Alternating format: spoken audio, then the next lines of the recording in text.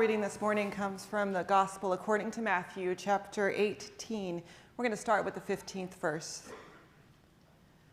If another member of the church sins against you, go and point out the fault when the two of you are alone. If that person listens to you, you have regained that relationship.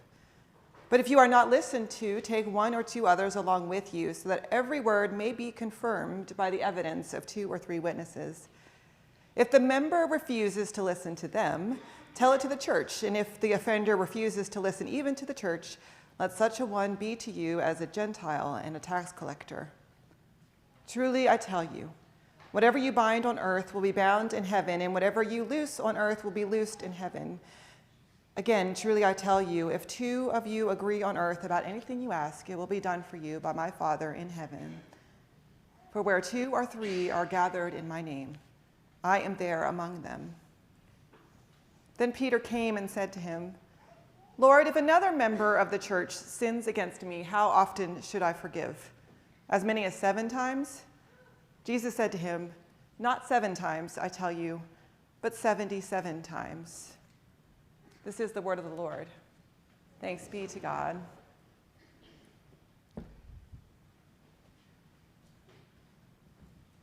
This is such a complicated passage. It doesn't appear to be complicated on the top of the front of it, but like so many passages in the Bible, churches over time have taken little bits and pieces of it and sort of justified whatever they wanted to do with it. And so this passage has led to a lot of church abuse. In our family history, we have, my husband grew up in a different denomination. And in that denomination, they practice something called excommunication. Excommunication is when the church says that you are no longer welcome as part of the community. And so you've done something wrong, right? You've done something bad, some sin that is unforgivable, and they kick you out of the community, right? And that should rightly sound horrific to you. It is horrific. It leads to generations of trauma and abuse at the hands of the church. And in our situation, when Jeremy was born, the church kicked her out because he was born out of wedlock, which all of you know and love him, right? He is a wonderful human being. And the church decided that it was more important to remain pure than it was to love him and to love his mother. Now, thankfully, his grandparents stepped in and took him to church for a while, and so he had that history growing up. But that has always been a legacy in our family history of an experience of a time when the church did not follow through with what Jesus told them to do. We can so often miss the forest for the trees. We can so often get so concerned about the little details of things, the little moments of things. We can sometimes become so concerned about protecting God's honor or whatever it is we think we're doing that we forget that this whole story is about relationships.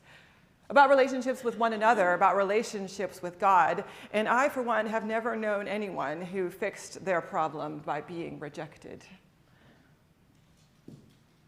We, all of us, carry with us broken relationships. Broken relationships for one reason or another. Broken stories, broken narratives for one reason or another. We, all of us, carry stories from our childhood where things did not live up to what they should have, to the ideal of what they should be. And church is just one of those places. You know, you go to school to learn. You go to school to learn, and every kindergartner is excited, nervous, but excited about going to school, right? And over the course of schooling, for some reason, kids get less and less excited about learning. And often that's because our schools are not environments where they enjoy learning. For many reasons. Work is supposed to be meaningful and fulfilling, and yet many of us find ourselves in dead-end jobs that drain us. Yeah, they offer a paycheck, which is lovely because I like to eat. Yeah, there's that. But they don't have any meaning or purpose to them. They just drain us. And that's not the way it should be. And so we live in this tension all the time between what should be and what is. What should be and what is. And what we're taught as children is to just sit there and take it. You're not supposed to ask questions. That's just the way things are.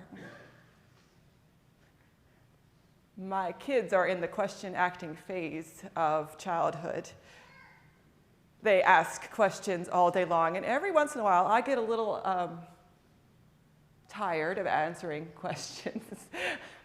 We set out a policy pretty early on in our relationship with children that we were never going to lie or give them kid answers. You know, the kid answers where we say things like, babies come from the stork, which is just disrespectful to the children who know better. Especially older children who know good and well that mommy doesn't look the way she used to look, right? So we made a policy never to lie, and so my kids ask lots of questions, and every once in a while they ask a question that I don't want to answer. I'm not emotionally prepared to answer this question.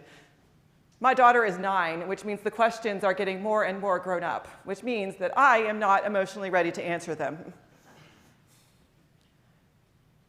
I want to pretend that I can answer questions that are simple, like, what is a spoon for, Mom? Right? But as we grow up, our questions become more and more complicated. They become deeper, hopefully, if we're asking them. And what we're taught from a young age is to not ask questions. Or, now's not the time. Or, don't ask questions that you don't want the answer to. Have you ever heard that before? If you're going to ask the question, make sure you're ready for the answer that you're about to receive. We are taught to behave in a way that avoids uncomfortableness, that avoids awkwardness, that avoids causing other people to feel uncomfortable. And so we move people out that make us feel uncomfortable. Or we avoid topics of conversation that could be difficult or challenging to us. We are taught to avoid pain. We're taught to avoid the things that we're not ready to handle.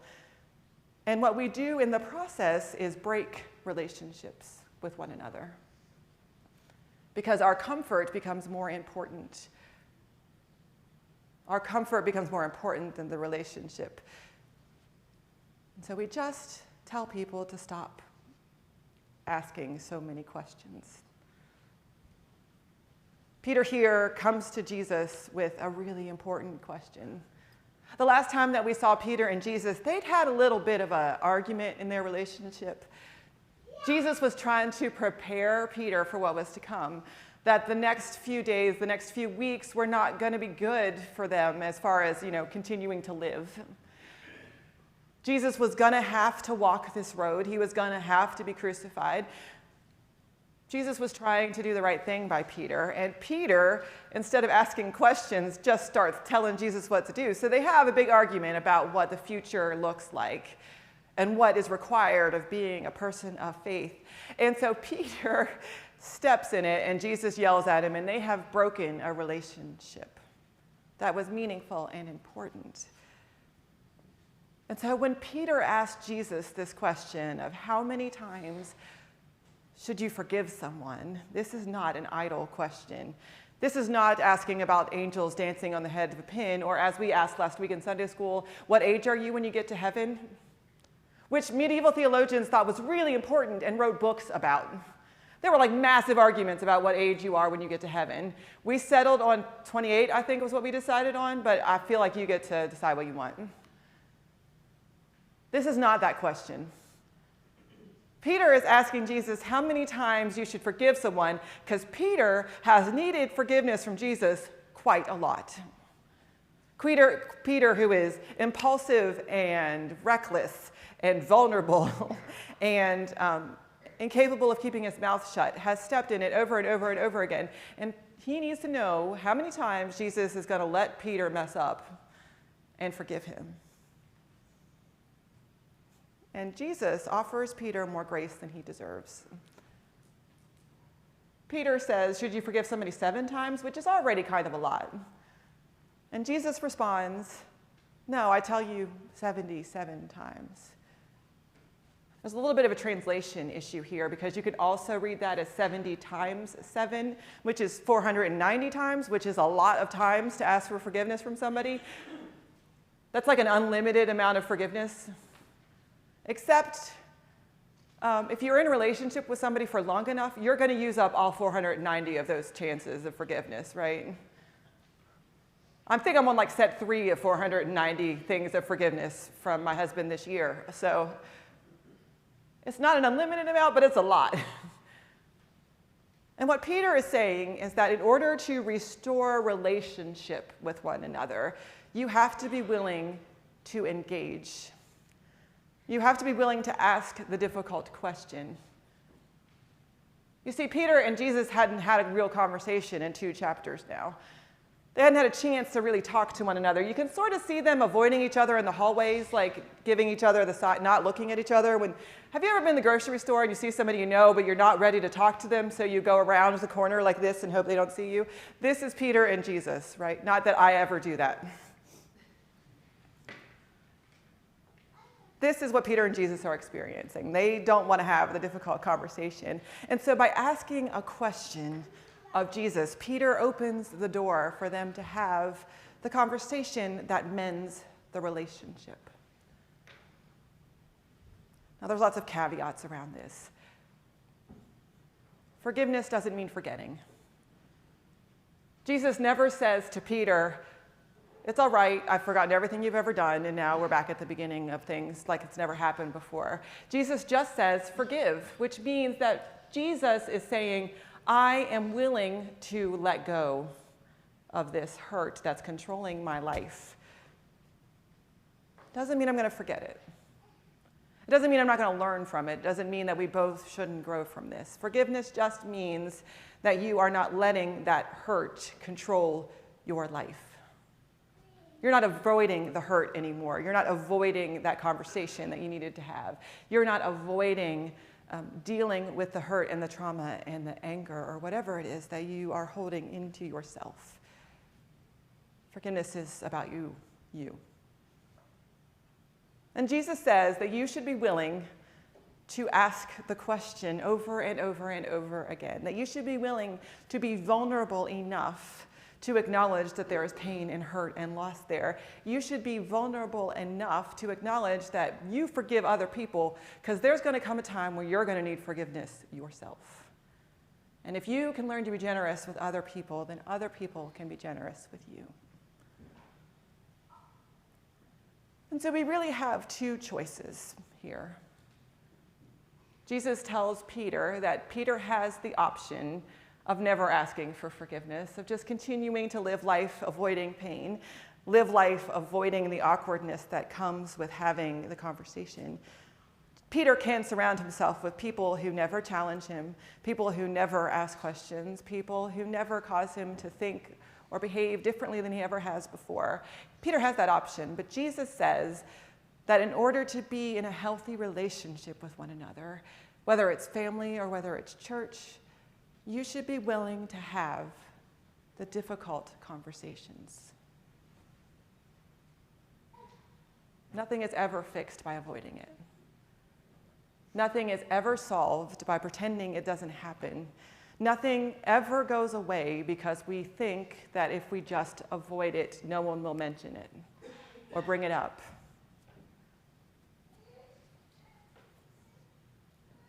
We are about to enter a challenging time in our country, and we have the option of avoiding talking about it. We have the option of pretending it doesn't exist. We can come in this space every morning and pretend that what's going on outside in the world doesn't affect who and how we are when we come in this space. But church, I think that's a mistake. We may not agree on the answers, but I think we should ask the questions.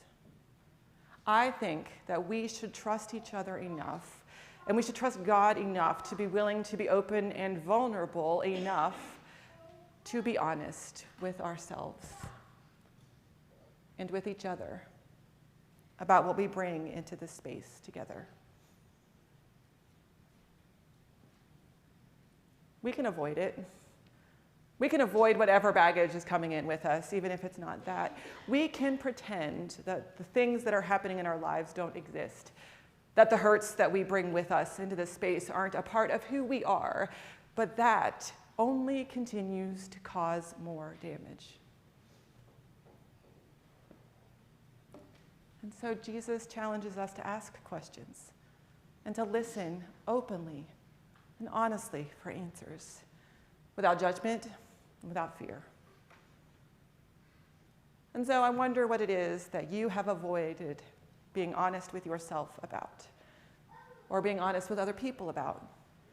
What questions you are afraid to acknowledge exist in your heart. Whatever it is, God is big enough for that question. God is big enough for whatever it is that you carry. God is big enough to handle our hurt and our conversations. And so I invite you to consider the questions that lay on your heart. Amen.